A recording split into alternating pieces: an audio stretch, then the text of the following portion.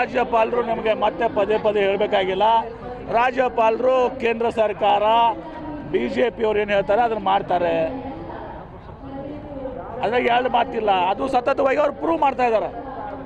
ಈಗ ರಾಜ್ಯಪಾಲರಿಂದ ಬೇರೆ ಏನು ಅಪೇಕ್ಷೆ ಮಾಡಲಿಕ್ಕೆ ಸಾಧ್ಯ ಇಲ್ಲ. ಇದು ನಮಗೆ ಎಕ್ಸ್ಪೆಕ್ಟೆಡ್ ಇದು ಅವ್ರು ಮಾಡ್ತಾರೆ ಅಂತೇಳಿ ರಾಷ್ಟ್ರಪತಿಗಳಿಗೆ ರವಾನೆ ಮಾಡಿದ್ದಾರೆ. ಗೊತ್ತಿದೆ, ಅದು ಅವ್ರು ಮಾಡುವಂಥ ನಮ್ಗೆ ಗೊತ್ತಿದೆ ಇವ್ರು ರೀತಿ ಮಾಡ್ತಾರೆ ಅಂತೇಳಿ. ಬೇರೆ ಏನು ಇವರಿಂದ ಅಪೇಕ್ಷೆ ಮಾಡುವಂಥದ್ದು ಇರಲಿಲ್ಲ ನಮಗೆ. ನೋಡಿ, ದ್ವೇಷ ಭಾಷಣ ಯಾರೇ ಮಾಡಲಿ, ಅದು MB ಪಾಟೀಲೇ ಮಾಡಲಿ, ಶರಣ್ ಪ್ರಕಾಶ್ ಪಾಟೀಲ್ರೇ ಮಾಡಲಿ, ಯಾರೇ ಮಾಡಲಿ, ಏನ್ರಿ ಇವತ್ತು ನಮ್ಮವ್ರು ನಮ್ಮ ಜಿಲ್ಲೆದಾಗ ಒಬ್ರು ಅದಾರ ಏನ್ರಿ, ಅವ್ರು ಅನ್ಸು ದ್ವೇಷ ಭಾಷಣ ಬಹುಶಃ ಯಾರೂ ಮಾಡಿರ್ಲಿಕ್ಕಿಲ್ಲ ಇಡೀ ದೇಶದಲ್ಲಿ. ಮುಂಜಾನೆ ಮಾಡ್ತಾರೆ, ಮಧ್ಯಾಹ್ನ ಮಾಡ್ತಾರೆ, ಸಾಯಂಕಾಲ ಮಾಡ್ತಾರೆ, ರಾತ್ರಿ ಮಾಡ್ತಾರೆ.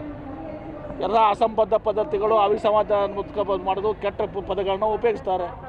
ಅವ್ರು ಯಾವ ಸಮಾಜದವರು